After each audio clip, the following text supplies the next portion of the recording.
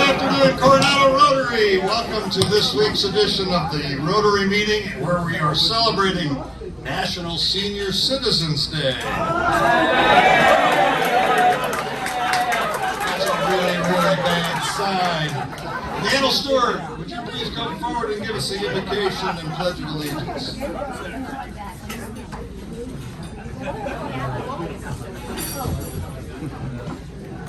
Thank you, President Pat. And for all those younger Rotarians, we're going to muster over here to celebrate Seniors Day. So. All right. By yourself. All righty. So please join me in a moment of reflection. Rotary prides itself on being non-discriminatory, apolitical, non-sectarian. Its membership encompasses all religious faiths, ethnicities, and political persuasions.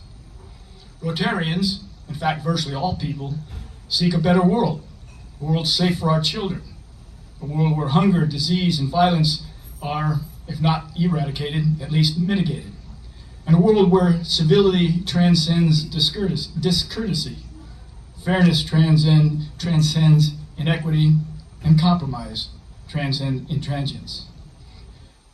As one who, and I'm going to borrow a phrase from the Navy here, has been around the world twice and talked to everyone once, and Eric, you might recognize that, I remain optimistic that global, national, state, and local crises that we face today can be surmounted. And why? Because man is at his best collaborating with his fellow man in pursuit of greater good. And that's what we are. As we approach the upcoming election, debate issues, and prepare to cast our vote, I enjoin every Rotarian to reflect on the four-way test, on its tenets of truth, fairness, goodwill, and benefit to all concerned. As important, reflect on your own attitudes and behavior before speaking out in judgment of the issues or the candidates. In a word, we all abide by the golden rule. Amen. Amen. Please join me in the Pledge of Allegiance. I pledge allegiance to the flag of the United States of America and to the republic for which it stands, one nation, under God, indivisible, with liberty and justice for all. War Eagle. Thanks very much, Daniel. All right, let's see. Marty Tribe, would you come up here and introduce our visiting Rotarians and ask for guests? Three. I know why you asked me, because this is the Seniors Day. And I'm 91 years old, so I qualify. Well, I have the privilege to introduce a visiting Rotarian from Las Vegas Club, who is classification is casinos, so we have to get to know this guy. His name is Gary Voss. Are there any visiting Rotarians that didn't sign up and I'm missing? Okay. Let's do guests on the side of the road. Well, yes. Yep, that's part of it. We got another 91 years. Hello. Hi, everybody, fellow Rotarians. President Pat, I'd like to introduce for my last time my special guest Shannon and his husband Billy.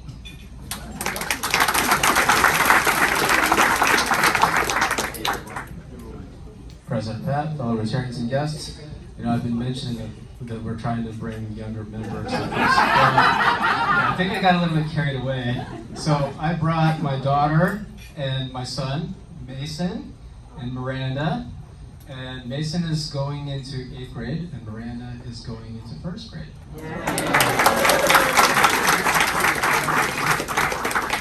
President Pat, fellow Rotarians, I'd like to introduce my special guest, Brian Lopez. Brian is here for the second time, and we're glad to have him. Thank you.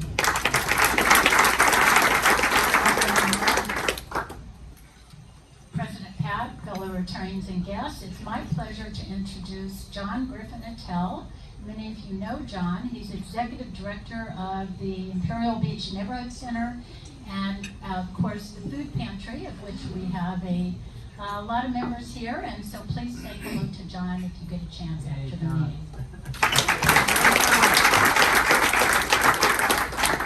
President Pat, fellow Rotarians, I'd like to introduce my special guest, Jim Lewis.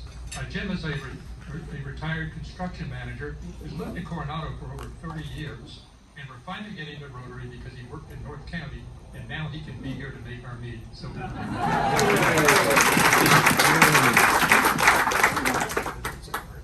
not going to sit, because I want to introduce a guest who's been here for so many years, I think, that she may get missed a lot. There's a lot of new Rotarians. So I would like to introduce the person that's keep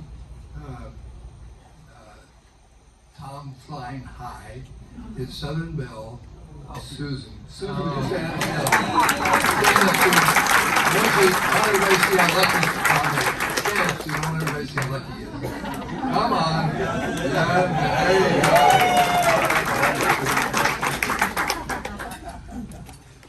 We're glad to have all y'all with us. We enjoy having company.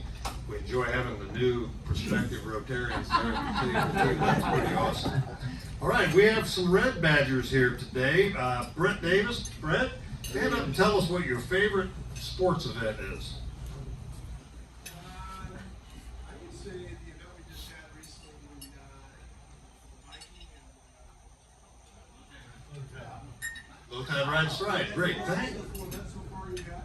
That works.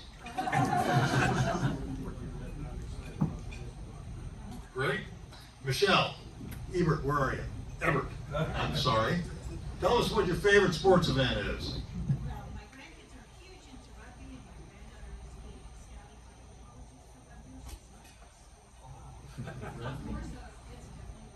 granddaughter is Hey, Kevin, Katie, Kevin, I know you're here. I saw you somewhere. Here you are.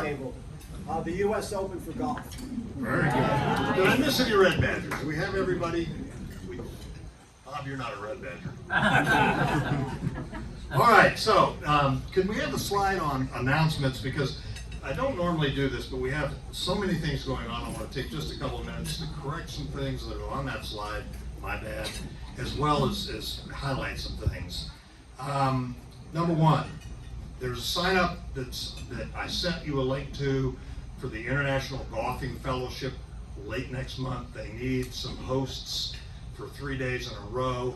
If you're interested in doing that, please sign up. If you're interested in doing the hosting in your home, they have a number of people here from overseas that you could bring to your house or have come to your house or meet at a dinner somewhere, get a chance to know some Rotarians from other parts of the world. There's a sign up link available on that email I sent you. That's number one. Number two, I will at least touch on EPN. I know we're going to have a presentation on that here in a minute, but the bidding out stuff is open. Be aware of that. Number three, next week is the district governor's meeting. It is not at 10 at night, even though that says that way. It is at noon. We are at the Dell. Hope you all can come and welcome our district governor to come visit with us. Number four, this Sunday, at 4 o'clock, we're going to have lunch or dinner, whatever you want to call it, in the park as Rotary, in cooperation with one of our members, John Duncan, sponsors the concert in the park. We'll have tables, we'll have chairs if you need them, there'll be a place reserved.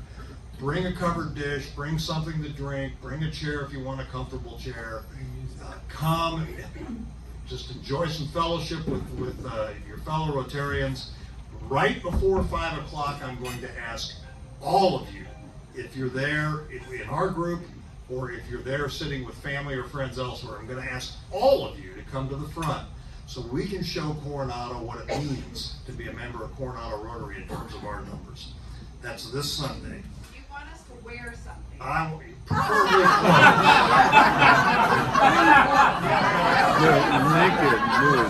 but I want you to do what you're comfortable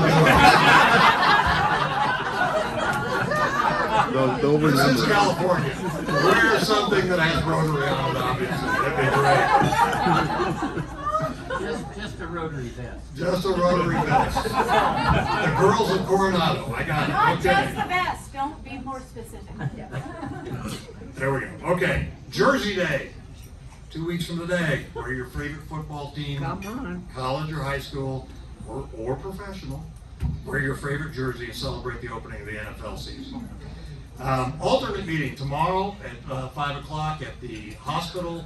Just be mindful of that. If you can sign up and register, great. We're going to have a presentation on what's been going on at Sharp Hospital. And last, something that is not up here, and that is on the 12th, Virginia, is that we're coming to your house for the Rotary Social. And can you share your address with everybody? 631 Coronado Avenue. At 5:30 in the evening. Come socialize. Virginia's got a lovely house. It's a great place to have a party. Come visit with your fellow Rotarians. Okay, moving on.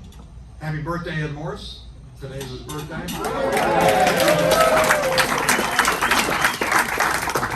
Around town, Virginia, thank you so much for leading a team over to help pack all those boxes for our troops. You want to say anything about it? It was well covered by Rotary from all of the area. La Jolla Sunrise, that's Randy Large. He came with us. Chula Vista, Club 33. So we had a good showing from Rotary. Thank you very much for making the sacrifice of your Monday morning to be there. Can I add something on to that? I was on the afternoon shift, La Jolla, Rotary Club was there too. 3,000 boxes was that. Because of the huge, Rotary really made a difference, made an impact for it, so thank you all so much. Good job. All right, now we have an opportunity now to do something that I've not had a chance to do yet. It's a special moment in the life of this club, and that is we're bringing in our first new member of this year. So Karen, would you come up and bring Shannon with you, please?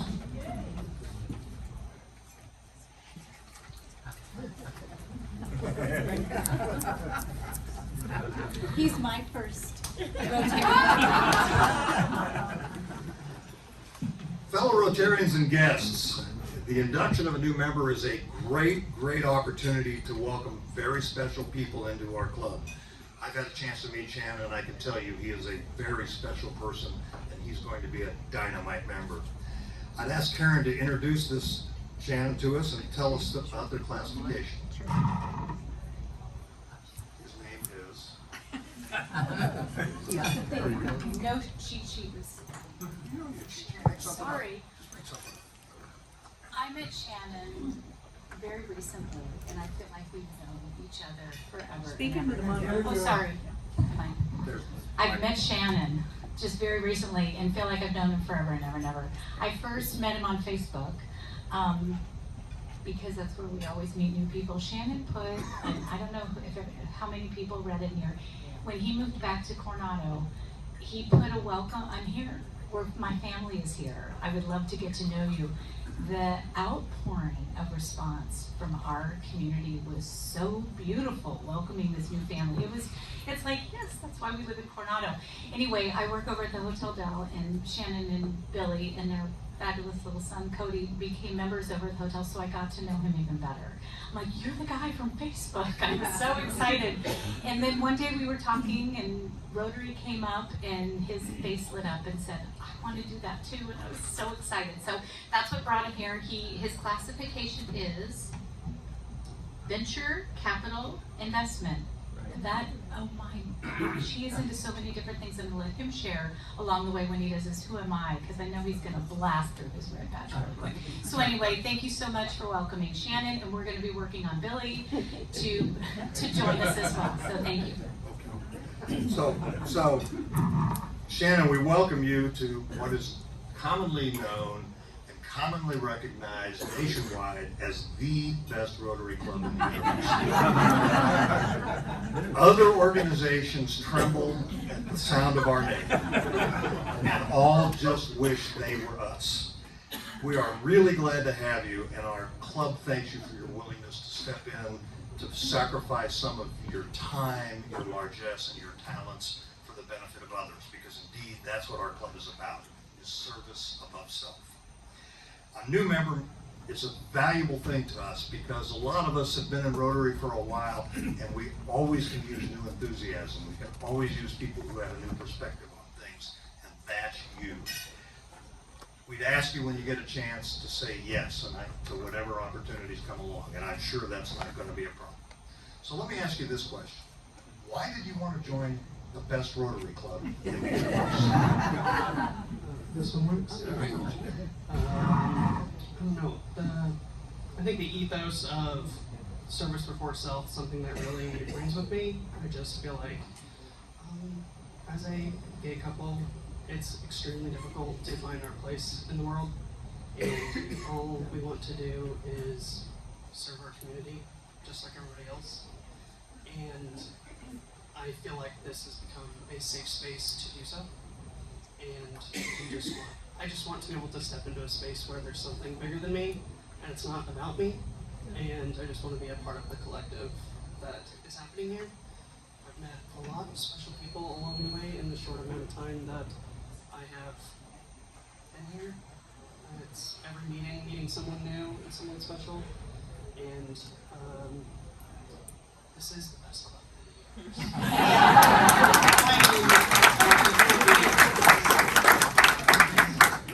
So Shannon, on behalf of the Board of Directors of the Coronado Rotary Club, as well as the membership, it is my esteemed honor to welcome you as the first member of my year as president. We're delighted to have you in our club. Karen, would you kindly put a spin on it?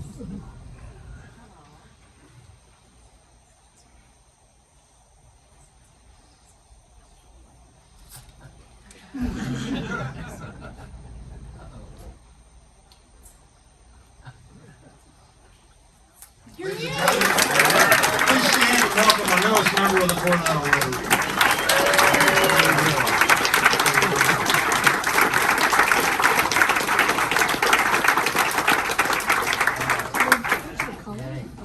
All right. Jacqueline Drapp, where are you? We have something coming up?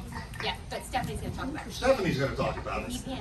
Jackie's going to talk about it. Brenda Joe's going to talk Brenda about it. Joe. Somebody's going to talk about it. I like this teamwork. Yeah. Brenda Joe. Somebody has to.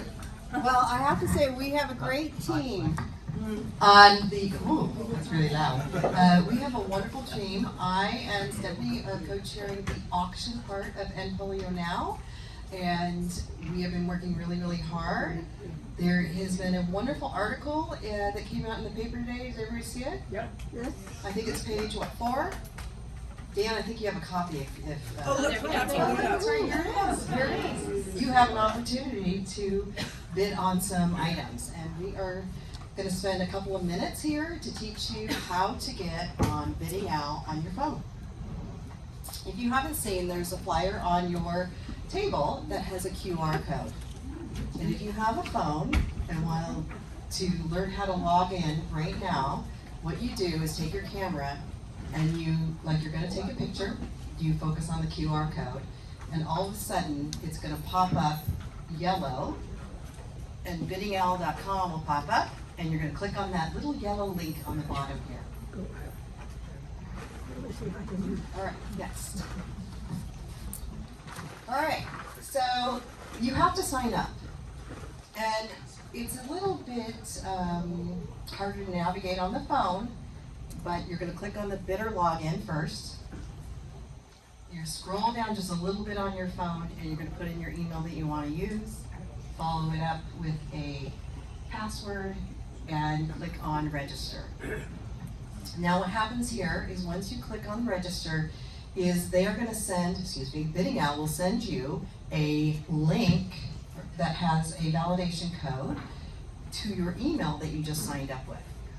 And mind you, this may take 2 to 5 minutes to hit your email. And if you don't have it on your phone, you got to run to your computer and go get it in your computer. So, next slide. This is what the next screen will look like. The email where it has your code, you pop it in there. Is anyone doing this while I'm speaking, by chance? Cool. This is the time where now you put this in here. We'll go to and press verify. So we're going to enter the number, press verify. Let's go next. All right. What we are suggesting is you create your profile, and it doesn't come out and shout at you, but there's a little guy up at the top there. You're going to click on the down arrow, and all of a sudden this list comes up, and you're going to choose profile. Next slide. Right. Gonna put all your information in, and here's what's really, really important as you bid. There's 2 ways to get notifications. One is by email, and one is by what they call SMS, which is a text. So if you're gonna be at the event and you wanna know how your item is doing, because this is gonna close while we're at the event, you wanna make sure you choose the SMS. And then you're gonna hit the submit. When you click on these 2, we'll go to the next slide. That's when they ask for your cell phone number. You put that in. It's gonna then send your cell phone a verification code. Super important here, if you're not used to verification codes, is you don't have to leave your phone screen. You don't have to go find your text. You'll just come and it'll pop up in the bottom and you're gonna touch this. You're actually gonna physically touch that number and it's gonna fill in for you. And then click submit. Next slide, Joe. Thank you. Okay, now we're all in, and this will give you verification that you've done it because it says bidder profile has been saved. Next. Sorry, I don't know where I am. Now that you are in, you can actually take a look at some of the things that we have. There is a list at the very top, and it'll drop down categories. And these are the categories where all of our items are. Next slide. So I highlighted 2 here today. I wanted to do this though I would really like to play golf, I have a bit of a frozen shoulder, so I'm going to focus on the yoga package here that Stephanie has generously donated and put together for us, because this is what I need, is a bit of stretching and some healing. And so I have bid on this, but I bid on it. Somebody outbid me. So I'm going to bid again. And what's going to happen? Sorry, I'm going to put my phone on. So I'm going to click bid again. Sorry. And I'm going to confirm. Everybody's big thing right there for you. Hey, what do you know? Stephanie, what'd you get? I got a notification that I have been outbid on the package that I bought. So I can go back in and I can rebid on it. Yes. If I need more yoga in my life. Frank? Got Frank's bidding gonna war outbid going. you. Frank's bidding right here. Okay. Okay, okay. Let's go to the next one. Oh, I just wanted to show what it looks like. It'll have on there how many bids have been done and what pricing as you continue through. Next slide. All right. Here's an important part so that you have this with you all the time. I'm going to step by how to add this to your home screen on your phone. When you're in the site, if you go to the very bottom of your phone, there are symbols. Or the first one here, sorry. And it's got a little square with an arrow up. And if you touch that arrow, it's going to give you some choices. It's going to pop up in this next screen here. It starts with, where do you want to send it to? But if you actually push your screen up, there's a whole long list. And you're going to click on the Add to Home Screen button. Next slide. And it's gonna pop up there. It's gonna tell you what it looks like if it's E for the End Polio Now, and you click done, and this is what your screen looks like when you're finished. So you will have this with you all the time, and you can bid over the next 2.5 weeks on all of our lovely packages. Today we just wanted to highlight 2 for you. We have brought a abstract painting that's in the back, and Stephanie has an amazing necklace that has been made of gold pearls and antique silver spacers, made by our very own artist, Cheryl, Yacht, who couldn't be here today, but we absolutely love this. And this is one of the items that will be on there. We're going to highlight a couple every week, and we're also going to have a help table. We'll be here after the meeting today, and then the next 2 meetings to help anyone that needs help. Assistance, getting into video, adding it to your phone, whatever you need, we're here to help you. We're trying to push this out to the community for the first time. On your table are these flyers. We have them in the back, and what we're asking you to do is ask your businesses that are around you to post them in the windows for everybody. I've got the block covered for between 8th and 9th on Orange Avenue. If anyone is at the shores or knows the shores, and we post them in their mail rooms or wherever, we can do that. We really want to push this out to the community. Social media is going. You'll see that those posts are going, and our donors for the auction items are linking back to us back and forth. So this is a first time, and we're really trying to get it out there, so we need your help. And thank you. All right, great job. This committee has done amazing work at gathering, just in all kinds of different things, gathering gifts. This fabulous article that I read before I came down here, written by our very own Jean Marie Bond, is just a wonderful bit of publicity about what we're doing. Great. But I can't thank all of you on this committee enough for all the hard work that you put into making this event great. And Jim Kaufman is really looking forward to all of us spending the night with him on that night. Okay, we have just a couple minutes. LuAnn, what happened to the zucchini? Oh my gosh. Oh, here. Okay, the saga of the zucchini continues. So for everybody to know, if you weren't there last week, the National Zucchini Put a Zucchini on Your Porch Day came up, and President Pat was, I was the lucky person that got to do that. So I get the zucchini, and I got 3 of them, and I looked at the 3, and I have to go to a porch, and it was like, what was the shortest one? Guess whose porch I went to? At LuAnn. So there's the zucchini on his porch. Then I had number 2. Where do I go? Whose house? The person that wouldn't know at all about zucchini, he never comes to any meetings, Paul Plum. At his house. And the last zucchini, okay, you know whose house that is? The only person that deserved one was our own President Pat. So if you look at the zucchini, it wasn't a good look. So someone called the Coronado Police Department. They got fingerprints off the zucchini to my front porch. So I really think it cost me $50 to get out. And I really think, President Pat, what do you think? You have a fine of $50. That's great, but I want my zucchini back. I never did get my zucchini. What's the name? So, and I'll happily pay that. So, in keeping today with National Senior Citizens Day, I had to think about what is it that we could use to celebrate today, and what is it that a senior citizen would know how to use, and what would be appropriate for Rotary Club? A Rotary phone! So, a Rotary phone to give away to the person in the club who is often heard but seldom seen, because there's not a lot of them to see. So at LuAnn, this phone is for you. And it's been especially adapted in case it's too hard to make the rotator work its push button.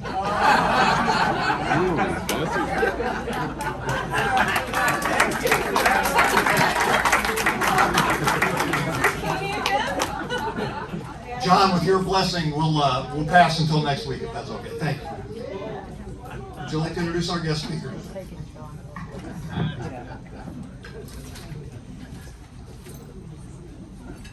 I think after all of our humor today, we might be able to get our guest speaker to join our club.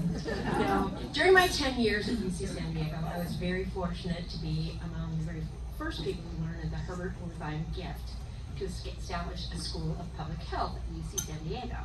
That gift came in 2018, and in 2019, the Herbert Werteim School of Public Health and Human Longevity Science was established at UC San Diego.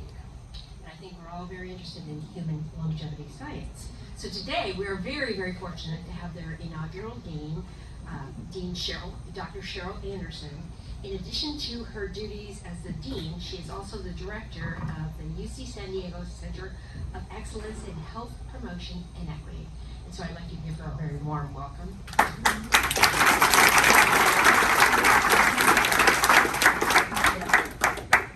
Will I say next slide? Yes. Here, go through the mic. Yeah.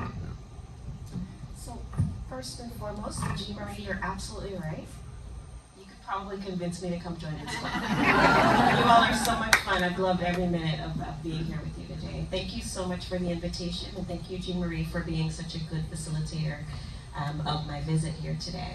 Next slide, please. So, as she mentioned, we have a new School of Public Health, and probably after 2020 and all that we experienced from 2020 to 2023, when I ask the question, what is public health, you might all say, it's those folks who help us manage a pandemic, right? But we're a bit more than that, and I wanted to go, there we go, that'll be much better. So I wanted to just chat with you first about what is public health. And to get this point across, I want to read for you a poem, and it's called A Fence or an Ambulance, and you see a snippet of it on the screen here. This one was written in 1912 and presented to the Iowa board in the health bulletin by Joseph Mullins. And it reads, "'Twas a dangerous cliff as they freely confessed, though to walk near its crest was so pleasant. But over its terrible edge there slipped a duke, and full many a peasant. So the people said, something would have to be done, but their projects did not at all tally. Some said, put a fence around the edge of the cliff, and some said, put an ambulance down in the valley. But theory for the ambulance carried the day, for it spread through the neighboring city. A fence may be useful or not, it's true, but each heart came full of pity for those who slipped over the dangerous cliff, and the dwellers in highway and alley gave pounds and pence, not to put up a fence, but to put an ambulance down in the valley. For the cliff is all right if you're careful, they said, and if folks are slipping and dropping, it isn't slipping that hurts them so much as the shock down below when they're stopping. So day after day, as the mishaps occurred, quick forth those rescuers would sally to pick up the victims who fell off the cliff with their ambulance down in the valley. Then an old sage remarked, it's a marvel to me that people give far more attention to repairing results than to stopping the cause, when they'd much better aim at prevention. Let us stop at its source all this mischief, cried he. Come neighbors and friends and Rotarians, let us rally. If the cliff we will fence, we might almost dispense with the ambulance down in the valley. So, dear ones, public health is the fence, right? We are here to think through in this vast environment around medical care and how people get through health systems, putting up fences to ensure that we prevent things from happening where people experience early death and disability, and they carry a great deal of burden and cost for our healthcare system. Next slide, please. So here's our journey. Thank you, Jean Marie, for giving a little bit of it. We started in 2018 when the proposal was developed. Our benefactor, Dr. Herbert Werteim, gave us a $25 million gift through the Families Foundation to get the school started. In 2019, our regents at the University of California approved the school. In 2020, I was appointed as the founding dean. We also took some time to develop a strategic plan for the school, thinking through our why first, right? What were our core values? What was our mission, our vision? And then we started our first academic year, thought through what the what, right? After we knew the why, the what. And then in 2022, we put a structure together. So then we felt we discovered the how. After those foundational years, we found that we were well positioned, and we put a founding advisory board in place, and now we are well positioned to start our 5th academic year as a school. So that's where we've been and where we're going. Next slide, please. So our vision, we would like to advance well-being and social justice through public health, innovation, education, and Rotarians service. Service. This is what we are up to as a school. Next slide. Our mission, you see here, is that we're going to do those things through cultivating a diverse group of public health professionals in how we develop innovative and transformational education, We're going to advance scientific discovery, dissemination, and implementation. So that means we don't just do it in La Jolla. We take what we learn and we implement it here in the San Diego community and beyond. And then we're also going to work with these communities to improve the things that determine health and that foster community-led asset cultivation and innovation. So you see, hopefully, yourselves all over the mission of the school, because we're not just about education for education's sake, research for research's sake. We are about using these things to serve our region and beyond. Next slide, please. Here are our core values. I won't read the whole thing. Respect, humility, compassion, integrity, justice, and trust, diversity, equity, and inclusion. But before we get to any of those things, we build a school that allows the precursors of those things to be fulfilled so that we can get there. So our theme in our school is radical hospitality, because we believe that that kind of service inside the school will then permeate through the people who get trained there, who do research there, and who serve in our activities into the greater community. Next slide, please. Here's a big kind of overview. We had a 5-year review of the school this year, and so I was forced to think about, as the inaugural dean, where we've been, where we currently are, and where I see us going. And you'll see the big things, right? We teach, we do research, and we serve. And how are we doing in those spaces? Well, we've got over 500 undergraduates who actually declare public health, even though we touch the lives of over 2,000 students a year. We've got over 150 graduate students. We have preventive medicine doctors who work in our school. We have 70 primary, we had 70 primary faculty. We had 6 programs. We teach a lot of classes, over 100. And we have a lot of research money that comes through this one school. For 100 people, we were generating, when we started, over $170 million in grants and contracts. It turns out that from 2020 to 2024, every single indicator that you see in that first column has grown. We over doubled our research enterprise during that time period. We got a new PhD program started. We hired a lot of new faculty. In fact, people knock on my door, they send me emails cold saying, we hear what you're doing in San Diego and we want to come and be a part of that. So for me, it's been a really exciting time to be in public health. Tony Fauci didn't hurt either. During the pandemic, people became enamored with him and his work, and he brought a lot of people to be interested in public health. And in 2030, I see us as a top 10 School of Public Health. I want us to be the youngest School of Public Health on that top 10 list. And we can only do that through taking what we do in La Jolla, in the university setting, here into the community with individuals like you. Next slide, please.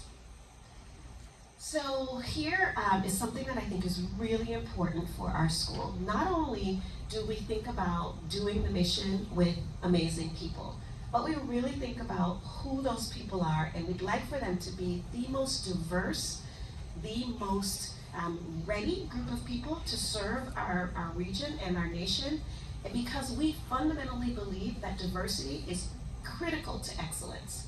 You cannot do excellent work if you have not gathered different brains, different lived experiences, different persons in the work. And so if you look at how our school has been shaking out, our undergraduate population, which is our BSBH, is 75% female.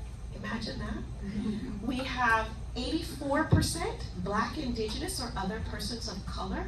And we have 54% of the individuals in our undergraduate programs who have been traditionally underrepresented in science. That's the promise of public health. That's who we're attracting into this school, and they will be able to serve our region in ways that we weren't able to do before having such a diverse workforce. If you look at the bottom, our faculty, we're seeing similar results in terms of growth. We're 60% female. We're 37% people of color, and we have 13% of our faculty from underrepresented groups. Next slide, please. When we think about what we want to be good at, right? How do we want to distinguish ourselves from the other 200 or so programs of public health in the country? We want to address climate change in the environment. Many of you might be aware that at UC San Diego we have the best institution of oceanography in the world, really. The only one that comes close is at University of Florida. They study the Atlantic Ocean, we study the Pacific Ocean. And we are leveraging that strength at the university to really think about how to address this issue.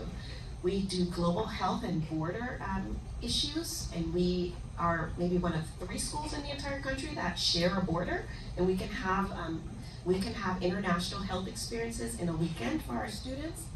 We want to do mental health and addictions better than anyone else in the country.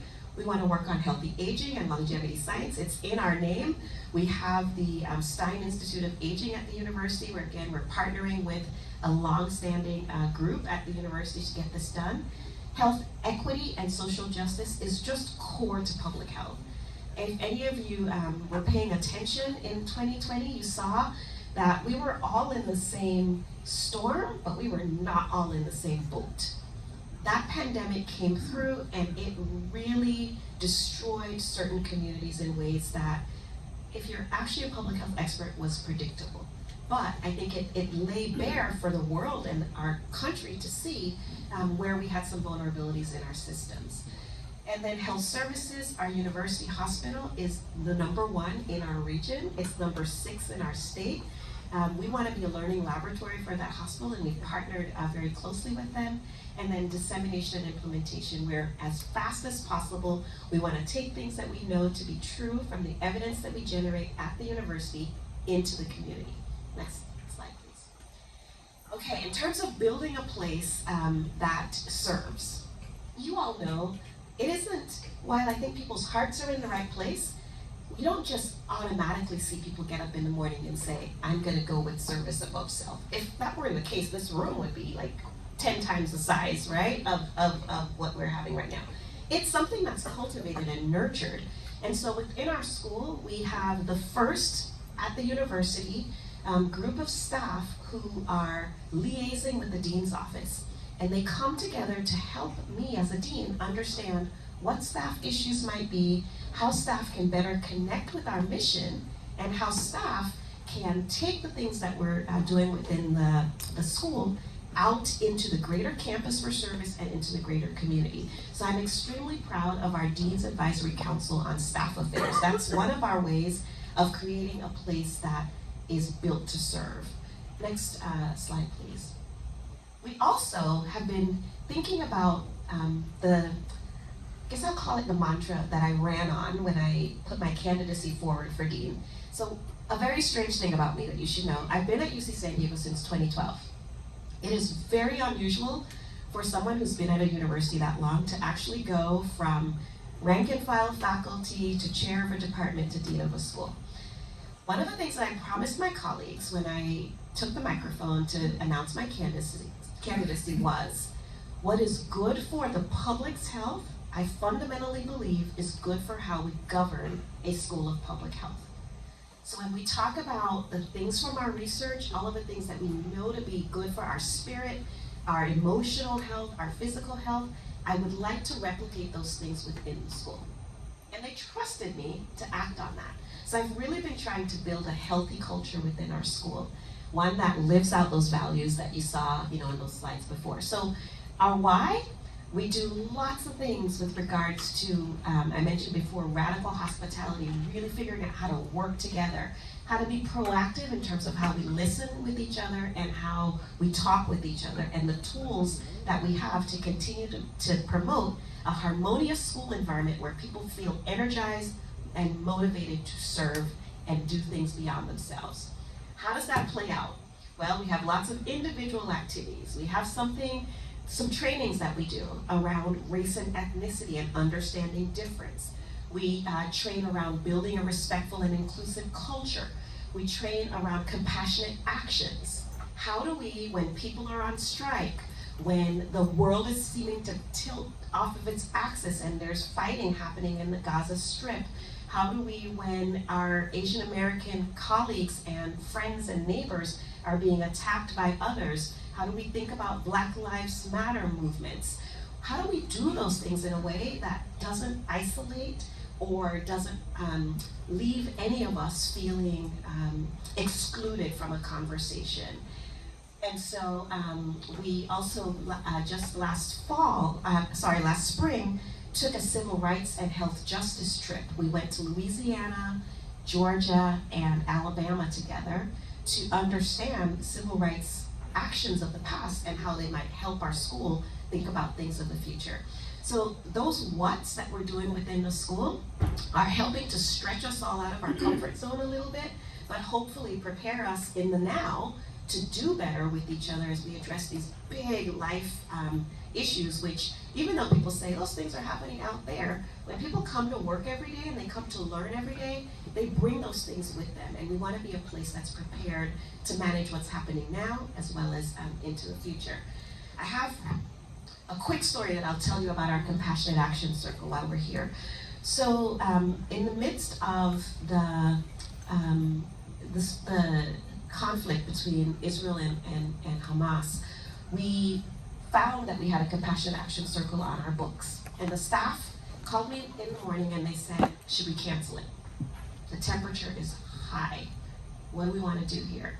And I said, we're built for this. We are built to manage when the temperature is high because we didn't just show up today with the Compassionate Action Circle. We've been doing these for 4 years, so we're going to keep it on the books. They took a deep breath and they said, okay.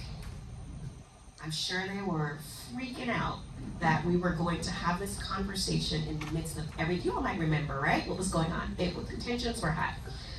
We go into our Compassionate Action Circle and a young woman whose family is in the Middle East begins to read a list of names of dead babies who had been cataloged throughout this entire conflict. And we thought, this is going to be a tough one, right? Our facilitators expertly listened and then encouraged us to allow everyone to share. We had some prepared questions, some prepared activities. By the time we were 2/3 of the way through the circle, we asked, what can we do to productively move forward together? Everyone's feeling a lot of anxiety right now. And someone suggested we break bread together. And shortly thereafter, one of our colleagues raised her hand and said, I'll invite you all to Shabbat dinner at my home in a few weeks, and I hope you'll join us for this dinner. And the young lady who had been reading the names of the dead babies at that point in the conversation was doing this. I will come to your home for Shabbat dinner, right? That's the power of being built to handle hard things, being built to be in service with one another, and that's the promise of paying attention to the culture within a place. So those are some of our what's, and then in terms of our how, we partner with everybody. We open everything up to everyone that wants to come and listen and be there with us, and then we move forward together. Next slide, please. You heard me mention that we are here to educate. In order to be an accredited school, we had to put a new PhD program in place. We're so fortunate to have the first program in the country that's going to be focused on not just health services research, which manages healthcare systems types of activities, but to also think about implementation science. So we will be training young professionals about implementing the things that we know are solid through our evidence base in communities. We get to do that, so that's going to be a lot of fun. Next slide, please.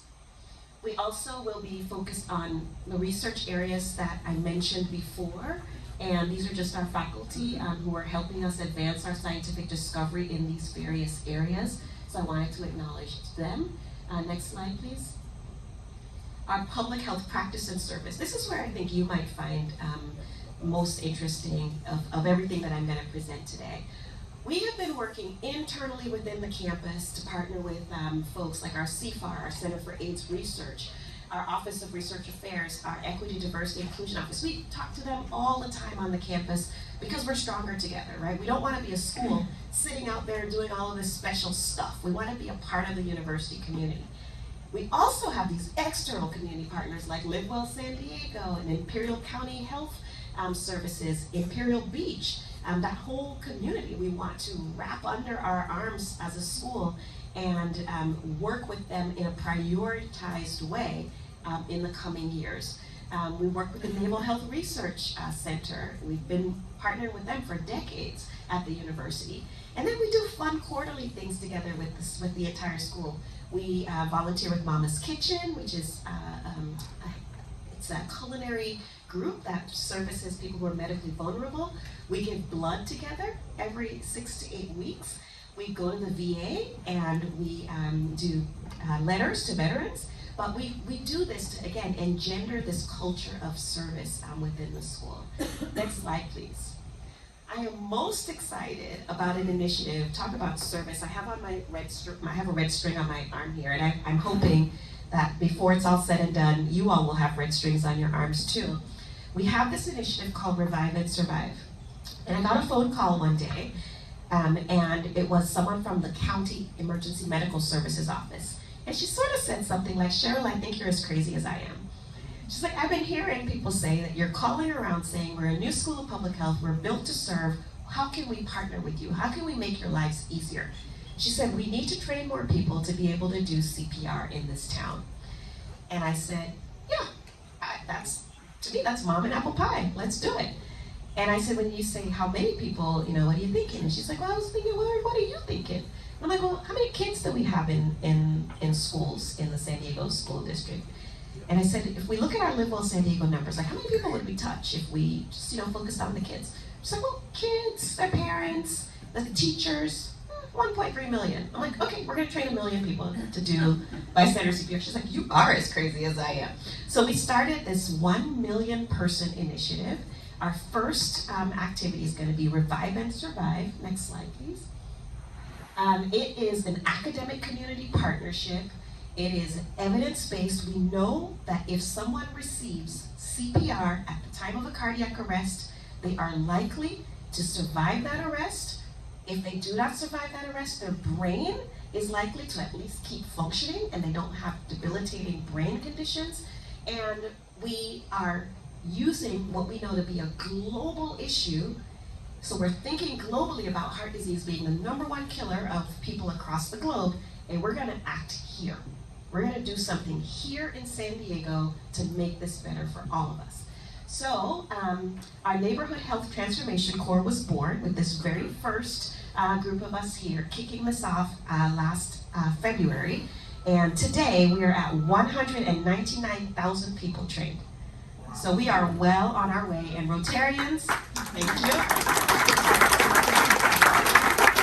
Rotarians, I am going to call on you to help us move this number forward. Next up, please. It was 195 when I prepared this presentation, and this morning I just checked it. It's 199,061. So we're counting, we're on our way. Next up. Okay, the other thing I want to tell you about quickly is we just got a $20 million initiative through the American Heart Association and the Robert Wood Johnson Foundation to focus on advancing food justice here in San Diego. It is, next slide please. This is an opportunity that allows us to build on the momentum that we've had in partnering with our county, with the YMCA, with other community-based groups. Since 1987, we've been doing this, building these partnerships. The funny thing is, we've been doing it by piecing our resources together. We've never had a concentrated funding stream to help us do this work, but we've done the work because it's the right thing to do and we've wanted to do the work. And so now, here we are with the opportunity to get it all funded through AHA and RWJF. Next slide, please. I won't go through these, but the vision is here, the mission is here, the focus is here. President, can I trust that you'll send these to people who are interested? Absolutely. Okay, so I'll just zip past that. Just know that we're focusing on making sure that food insecurity becomes a thing of the past in this region. We want everyone here who needs food to have it and to have it in a stable, sustained way. Next up. We're going to do a period of exploring and preparing, which is where we are right now. We got the funding in early July of this year. We, in our year 2, will go into implementing a project where our community-based groups, we give them the funding, and we allow them to drive what the researchers at UC San Diego support. The typical model is, we have a big idea at UC San Diego, we come into the community and say, hey, we want to do this, and then everybody like rallies behind us, completely flipping that paradigm. They tell us what they want to do, we at UC San Diego rally around them, okay? And then we'll figure out in our final years how to ensure that we don't leave the community hanging, right? We keep this sustained effort. We're gonna get ancillary monies through all sorts of funding opportunities, and we're starting today. We're looking for, what are we gonna do, in 2029? Today, we're thinking about that. Next slide, please. In addition to those amazing service activities, we're actually fortunate that from day one, we've actually came out of the gates. We came out in a pandemic, and when my old boss, I used to be at Johns Hopkins as a public health professor, and when my old boss called me up, it was maybe late March of 2020, I remember him saying to me, I didn't sign up for this. And I said to him, well, funny, I did, right? And what had occurred to me was that the schools of public health, like Hopkins and Harvard, they started in the 1918 pandemic. That's when they came online. And I thought, well, good for them. Right now, they are the reigning amazing schools of public health, and we will be too, because we're coming online in a time of such great public health need. So we got a Live Well San Diego Public Health Champion Award in 2020, because I called the county, and I said, we're here, we're ready to serve. In 2021, the university recognized us for all of the work that we were doing with building our culture. Todd Gloria gave us the Loyal to the Soil Award. The California Alliance for Public Health Equity asked me to be the inaugural chair of convening all of the programs within our state. In 2022, the Centers for Disease Control came here and asked us to host their Regional Ambassadors program, which is a big deal. We got the Spirit of Preuss Community Award, and then just a few months ago, we received this massive grant to do work for our San Diego community. So I am so pleased to share with you where we've been, where we currently are, and I would be happy to take any questions that you might have if there is time.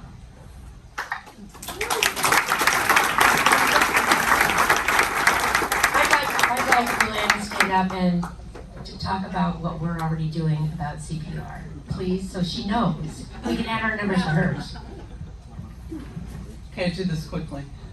It happened during my presidency a year and a half ago. We looked at our concert in the park. What do you do if there's a mass shooting? And that's how it started. It started then with our current fire chief. We put together a program. It's sponsored by Sharp Hospital, the City of Coronado, our Rotary Club, and the police department, the fire department. And what we do is we have been teaching a program, what do you do if there's an active shooting? And then there's a program that goes into bleed out kits, what's in the kits, because there's a lot of around here, what you do with the AED, how you do an AED, and then chest compressions. And with the fire department, we've done the yacht clubs, we're doing the banks now, we've done a lot of people here, we've done the Marriott, all of the hotels here. So this will go on for years, but it's been very successful, and it's something that Rotary does. So. Amazing. You're probably in our count actually, because we check in with the fire department. Oh, yes, you probably are, yeah. That's great. Okay, well, if there aren't any other questions, I'm sure the dean will be happy to stay around and answer any questions for everybody. Thank you so much for being here. It was very illuminating. We're always glad to hear to know what our local universities are doing to make our world a better place. So thank you very much for your expertise, and thanks for being here.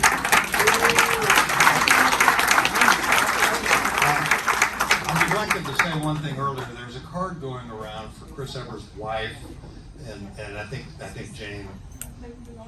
It's gone. Jane's gone, and she's in the middle of some therapy for cancer right now. Just so you know, so keep it in your thoughts and prayers. Go forth. Remember that yourself is too small of a purpose to live for. Appreciate you. See you next week.